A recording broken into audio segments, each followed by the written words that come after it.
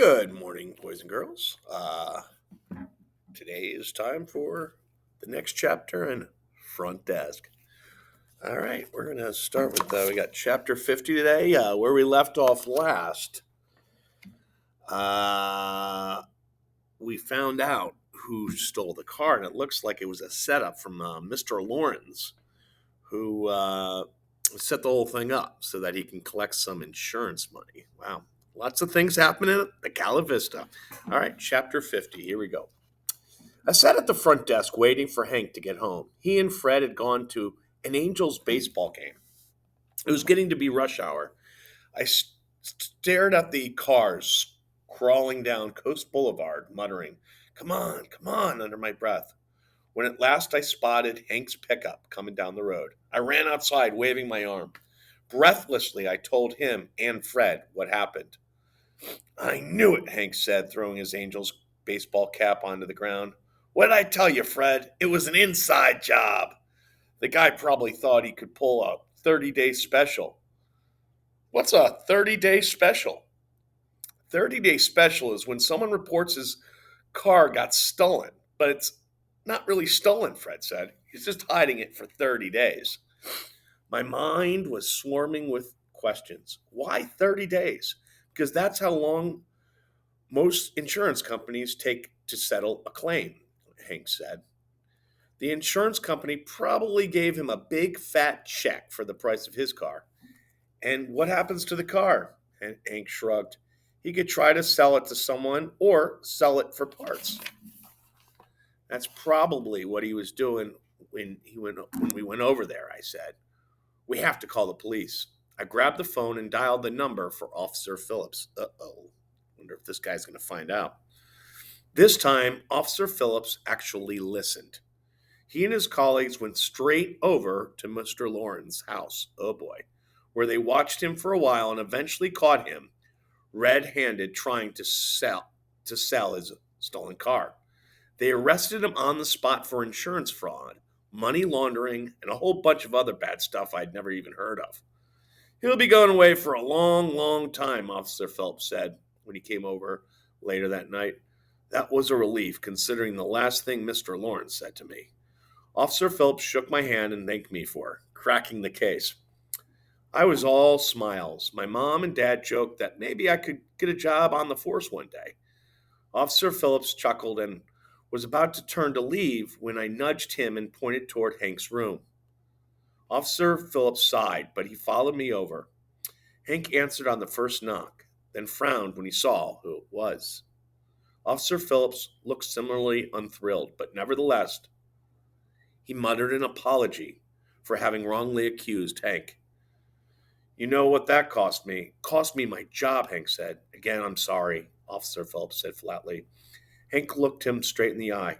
Don't be sorry. Be better, Hank said. Next time you accuse a black man, stop and think. Officer Phillips looked away and didn't say anything. That night, my mother and father came into my room. We are proud of you, they said. Even though you went into a stranger's house, my mom asked. But my mom tisked. But I could tell she wasn't really mad. They took a seat at the foot of my bed, and my mother reached for my hand.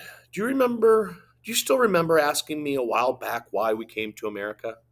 She asked. I nodded. This is why, she said. Because of 30-day specials? I asked. My mom chuckled and shook her head. No, sweetheart, she said.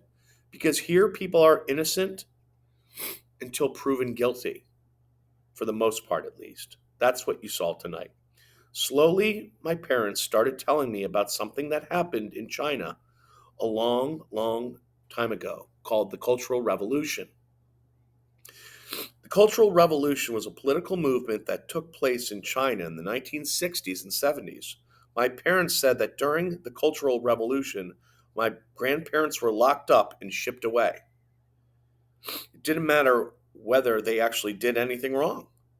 That's why we left, so that something like that wouldn't happen to you, my dad said. Tonight, seeing the police officer arrest Mr. Lawrence and actually come back and apologize to Hank? Okay, he didn't really want to apologize, but still he did. I know I made the right decision. America may not be perfect, but she's free. And that makes all the difference. I finally understood what my parents meant by free. All right, what do you say we give chapter 51 a shot? Okay, here we go. Let's see what other crimes are going down at the Calavista.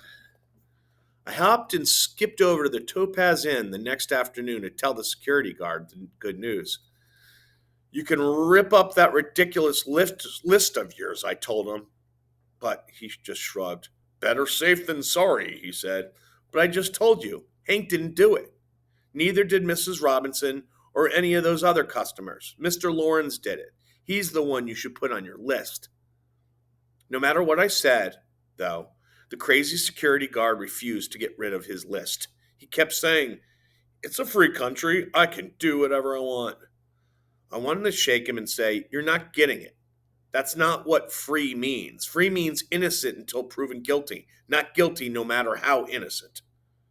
I stormed back to the Calavista. Hank was in the parking lot chatting with some customers. As soon as he saw my face, he asked, "What's wrong?"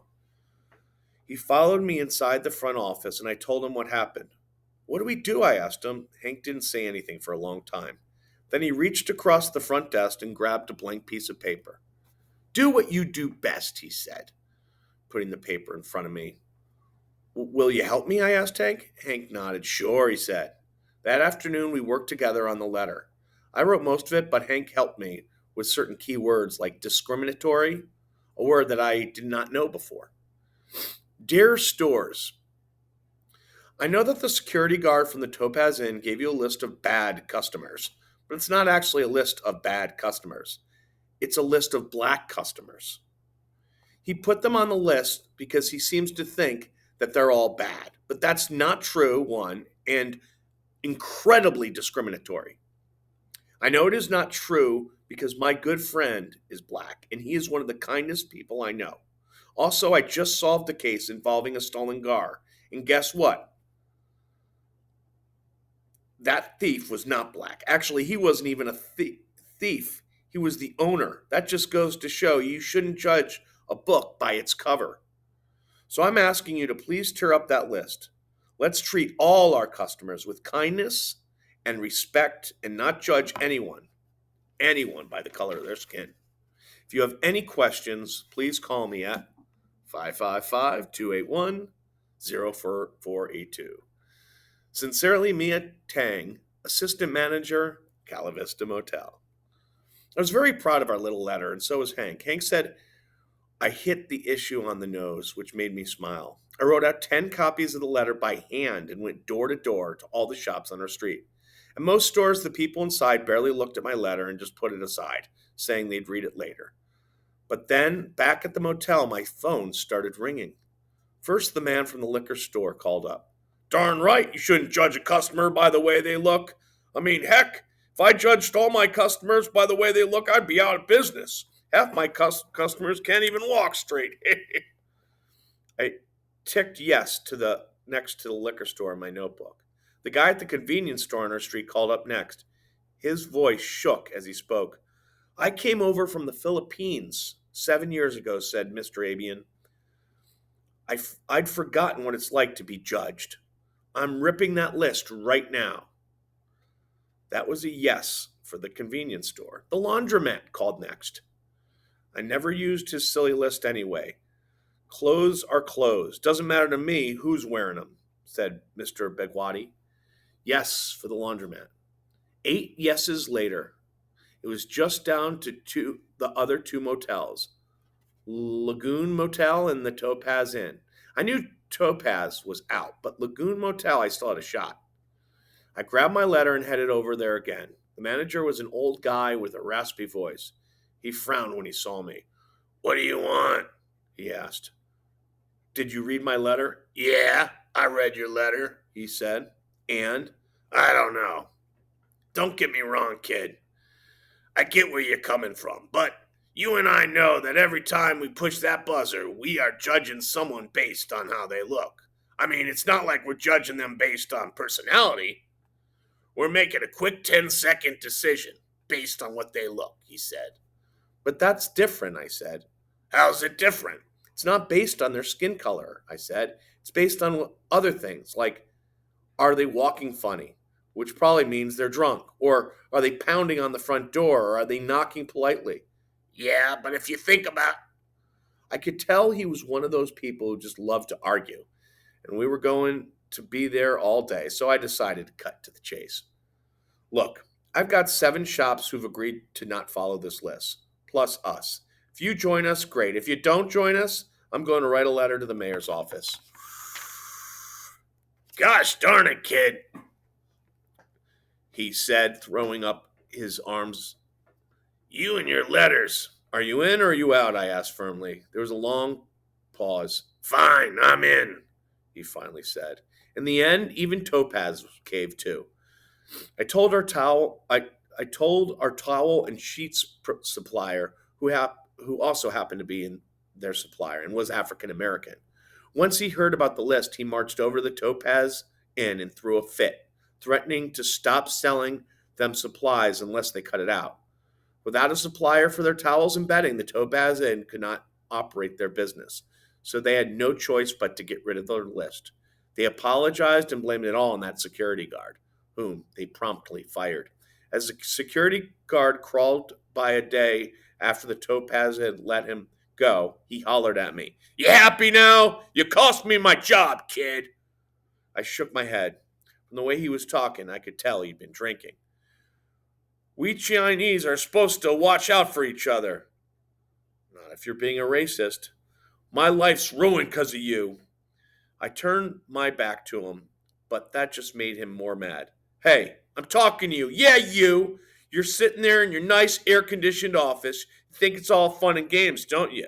Well, guess what? He slurred. It's not.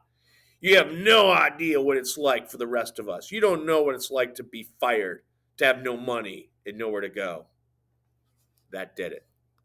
You have no idea what I know, I yelled back at him. I've been fired. I've been getting fired since before you could read. I could write a book on what it's like to have no money. You know what else I know? That's no excuse to treat other people like dirt. Security guard walked away without another word. All right. Things are going down at the Cala Vista. All right. Chapter 52 will be next. Till next time.